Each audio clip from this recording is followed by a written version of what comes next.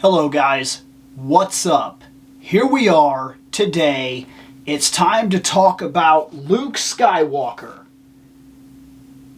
I mean He-Man. I definitely meant He-Man.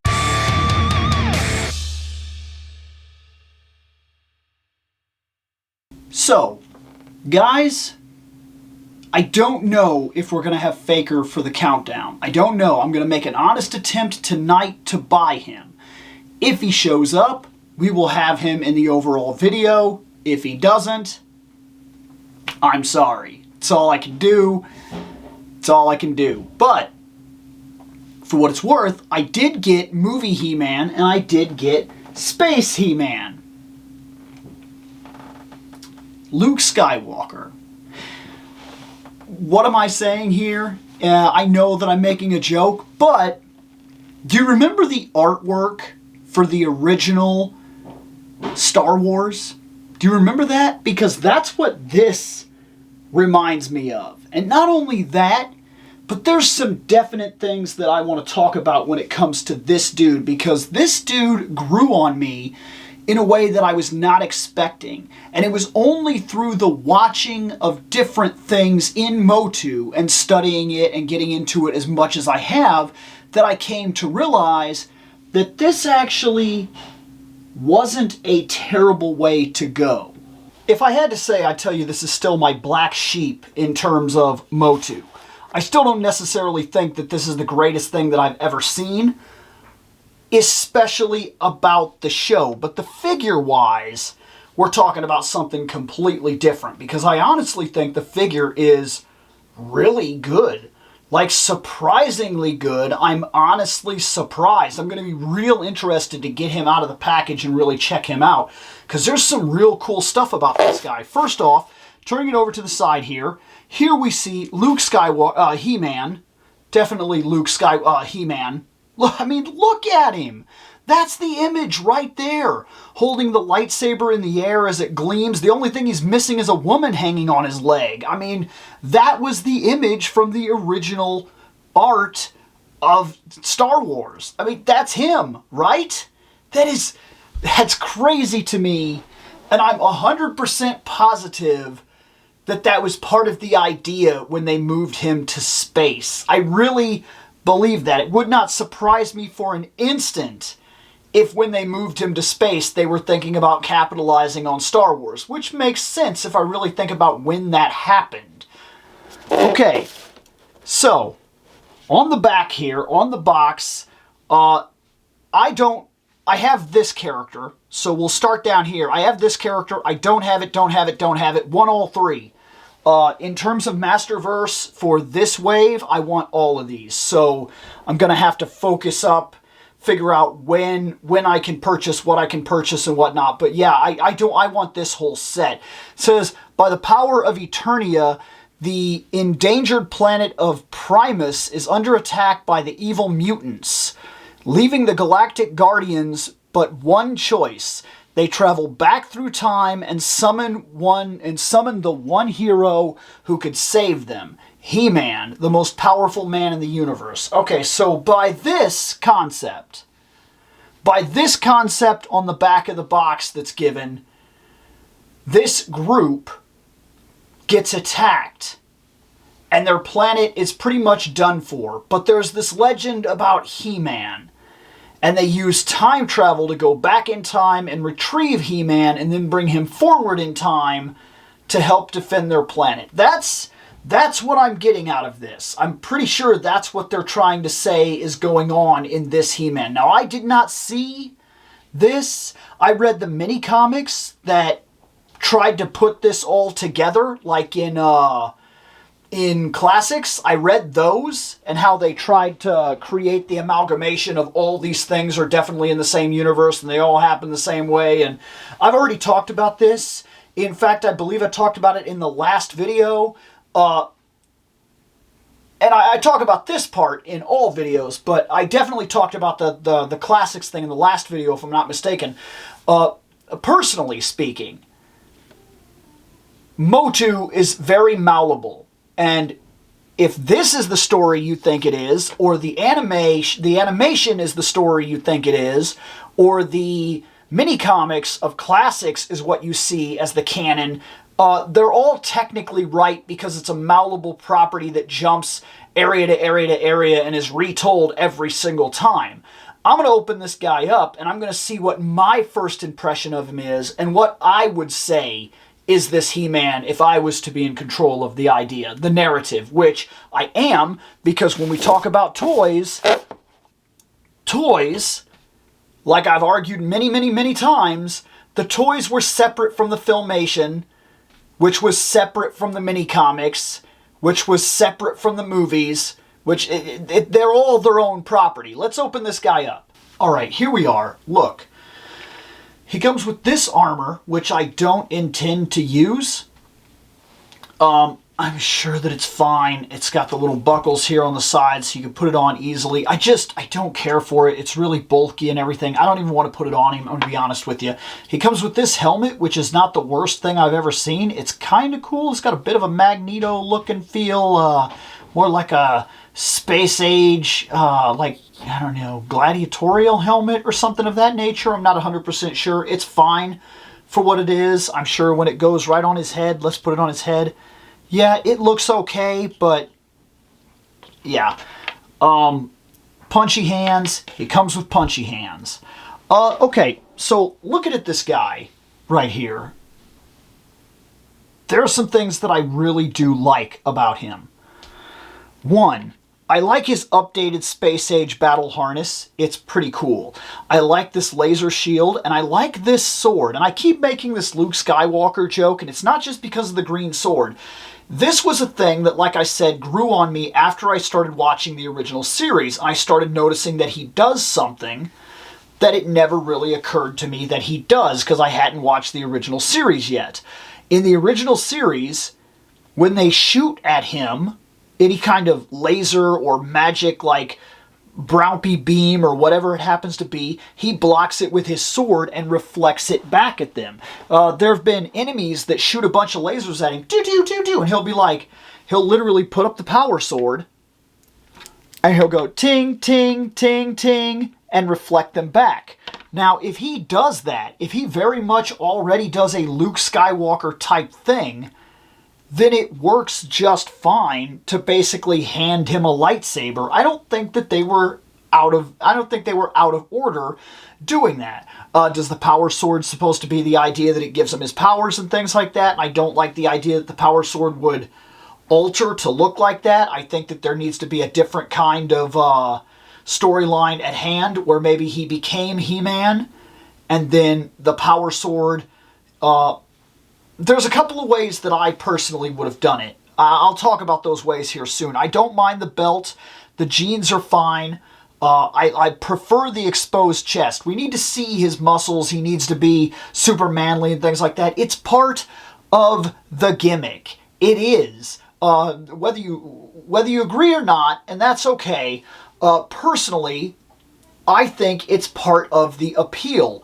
Like, in terms of Wonder Woman, the reason I don't often like her in pants, I prefer her in a dress of sorts, a skirt, a battle skirt, or the battle onesie, is because with Wonder Woman, and you know what, let's just go ahead and get one down. This is the new 52 Wonder Woman, a fine Wonder Woman, to be fair. In terms of action figure form, I'm not talking about the comics, the look is fine. It really works, it's really nice, and she scales pretty nice next to this He-Man, actually. I actually don't necessarily hate that in terms of her scale from this series of figures anyway. But regardless, Wonder Woman, I like her to have exposure. And the reason is because, just like I've argued in other videos before, there's something different and visceral about the barbarian idea. When you see the skin and you see the human body, it's a different kind of hit. Yes, Batman throws big manly punches, and that's big and manly. Sure, that's great. But I would also argue that it's a bigger deal when I see Wonder Woman fighting or when I see somebody else that exposes their skin because it's a more visceral thing. To me, that's part of what the whole thing is in the barbarian idea, the barbarian fantasy. We see their muscles, we see their strength. We see that when they punch somebody and they connect full fist into somebody, that we see every muscle flex into that punch. It's a visceral, more hardcore, more primal experience, and especially when the comics are done right, it just, every single hit means something, every dodge means something, and every hit against them means something because of their exposure. Batman gets hit, it's pretty rough. Superman gets hit, it's pretty rough, and, well, you get the idea.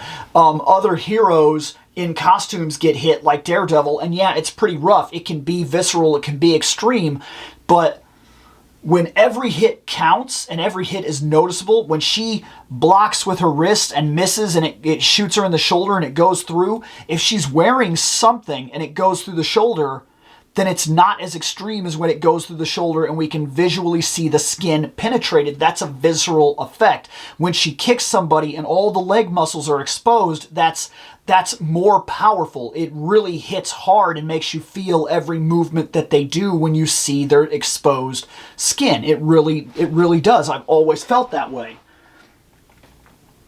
That's part of why I argue for things like the battle bikini in Red Sonja. I don't think they should get rid of that. I think that it helps to sell what it is, and at the same time, I don't care to see Conan all armored up.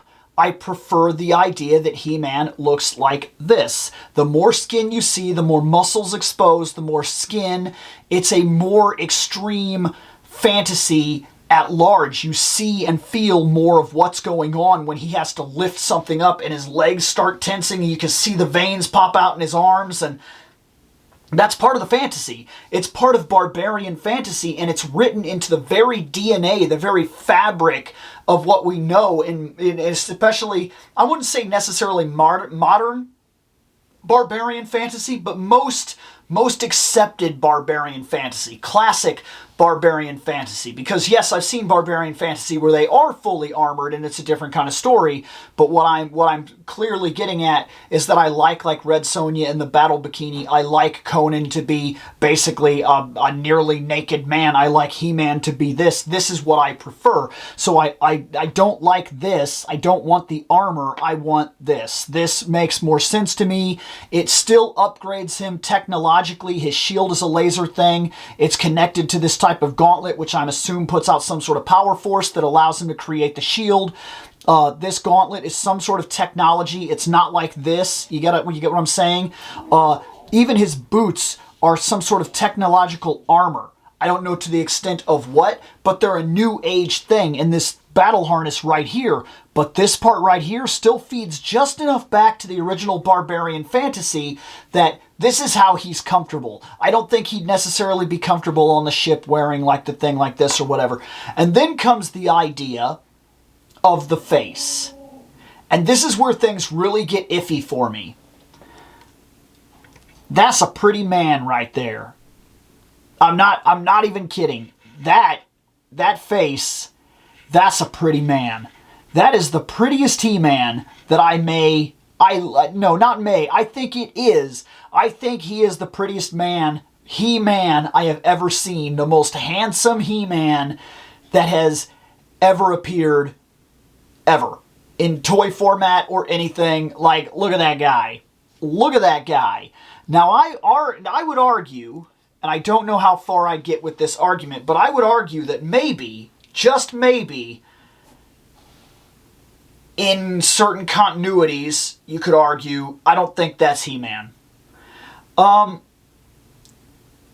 It would either have to be a much younger He-Man, or it feels like it makes more sense for this guy to be the son of He-Man. And I also think that I've seen that. I'm trying to remember if Classics did that. I can't remember, but there was basically, like with the battle armor and whatnot, I seem to remember there was a son of He-Man. I would have to go back and read it again. I think it's just Hero or whatever. I can't remember, but I seem to remember that appearing in the mini-comics. I think he only appears in 1 or 2 of them, but there's a son between Teela, Sorceress Teela, and King He-Man, and then he goes on to basically fight like a Skeletor Jr. guy. I can't remember his name, but I seem to remember this being a thing. And like I said, I think it's only 1 or 2 comics at the most, but that makes more sense to me looking at this guy than it does to say that there's just a complete, like, how are these 2 guys the same guy? The storyline that you just laid down, okay? And like I said already, this He-Man is He-Man reimagined for Masterverse. That's what he is. There's no doubt in my mind that's what he is. And that guy is this guy just because he pulled his hair back? I don't see that.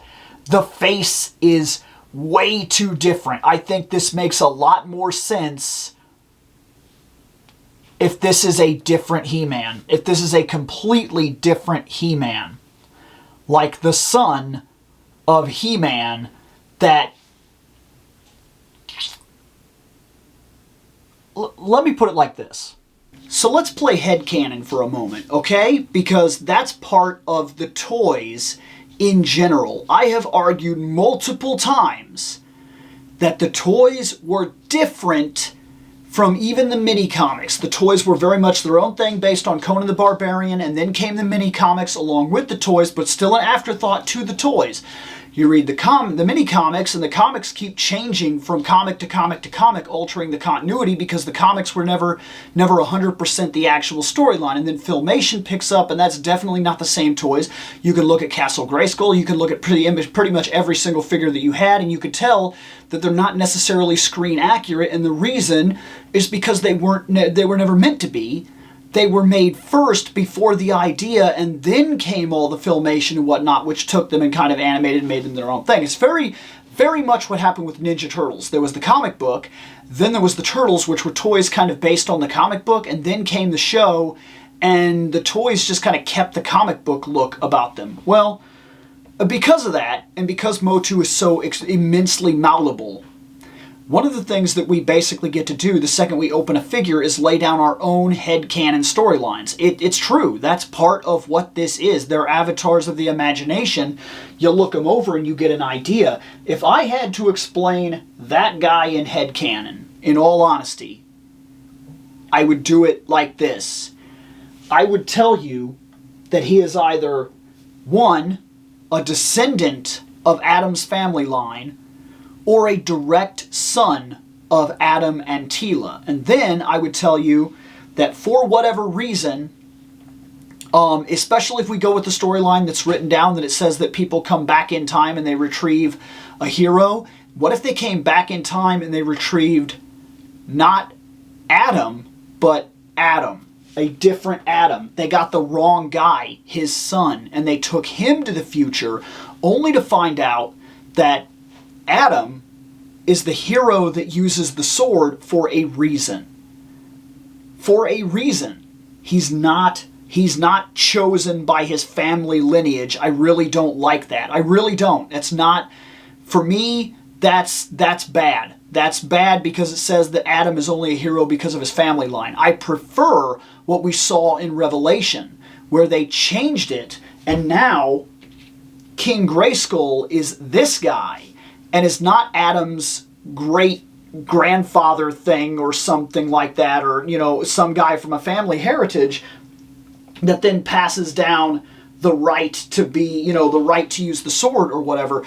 I don't like that idea because then it ties it to the fact that Adam is not a hero because of anything other than people in his family line just are heroes. It's just like a family thing and it's passed down the family, and I don't like that.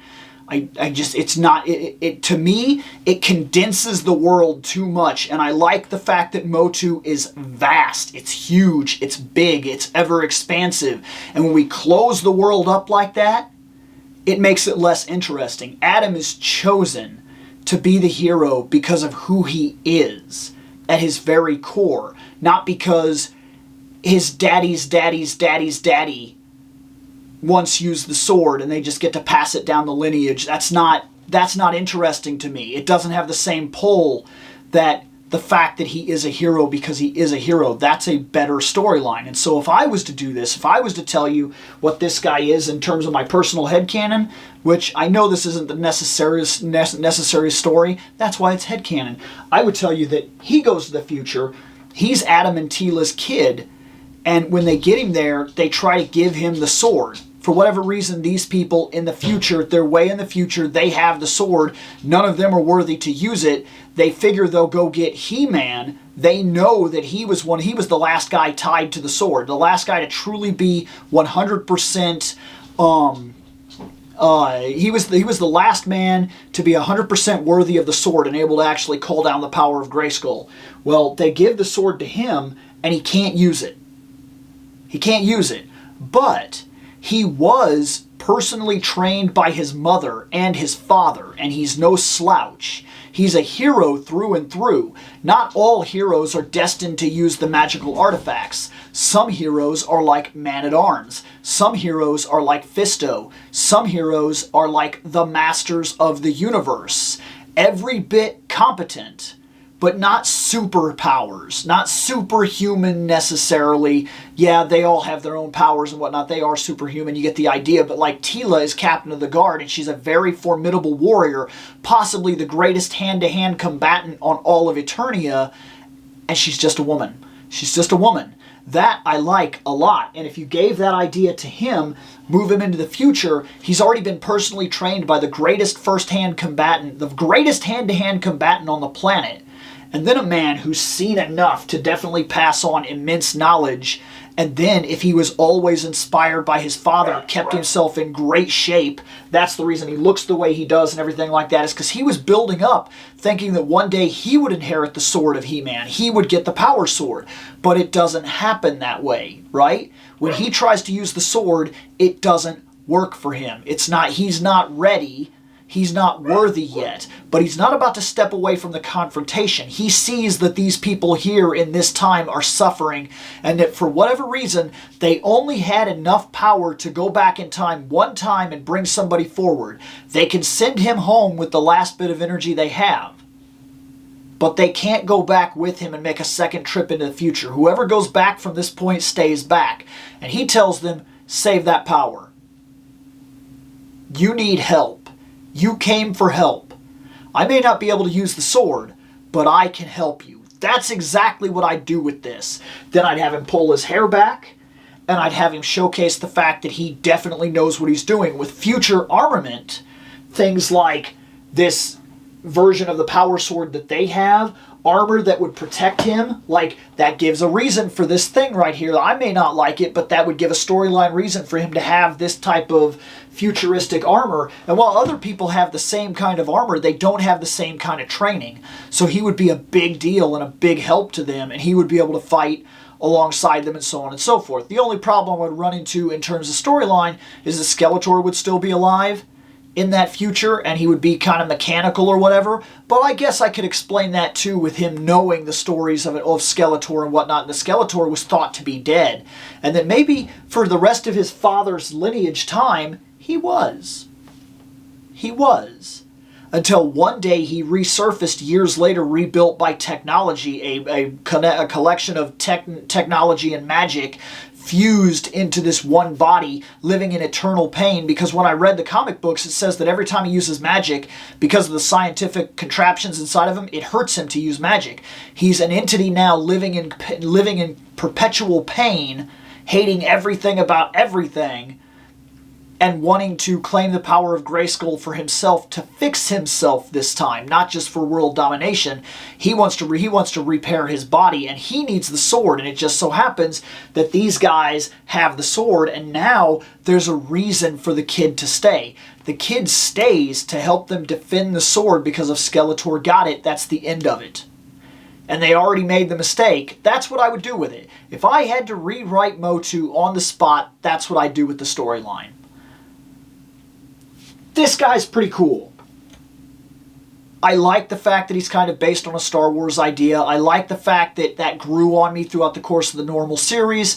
And I like the fact that for the most part, that's a solid figure. It does take just enough of a new age scientific sci-fi era type of thing, while at the same time pushing back to the barbarian thing with his exposed chest and everything like that, really showing off his muscles and everything like that. That's really cool. I like that. I think that they hit both mediums in there pretty well and found a decent little balance in that character design. I never thought that when I saw that cartoon. I thought the cartoon was stupid. I thought it looked stupid. I thought it sounded stupid. There was nothing about it that I liked. And some people, I'm sure, love that cartoon. And maybe at some point I'll give it another shot, since I'm reliving a bunch of this anyway. Or rather, living a bunch of this anyway, and then discovering things that I had preconceived notions about that are now no longer true. You get the idea. And as I go through this, I'm sure that at some point I'm going to get to that series and I'm going to have to say, all right, hold on. Let's see it. Because I'll have to know. I'll have to know whether or not there was anything behind it that actually would have made me go, oh man, I missed out on this. I don't know. I really don't know. Chances are, I do seem to remember trying to watch it when I was little, and I really had a distaste for it. Like, it made me pretty much a guaranteed not He-Man fan for a lot of years. But in terms of the design, when I look at him in toy form, I could see it.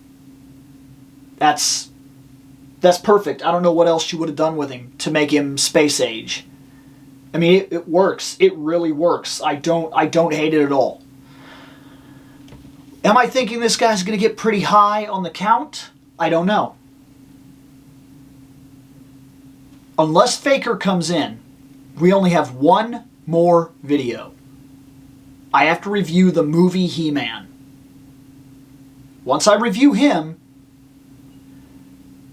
we'll be starting on the project. We'll be starting on the video that says who is the best He-Man released in Masterverse. And I will go over every single one of them that I have opened and count them down from the worst to the best. And I don't know exactly where he's going to fall yet, but I have a feeling he'll be fairly low on the list, just because while I think that figure is fantastic, there's a lot of other stuff that ties into it that just makes me like this design a lot more than this design. All right.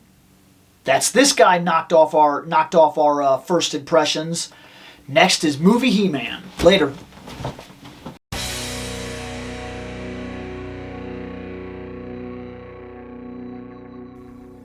I have spoken.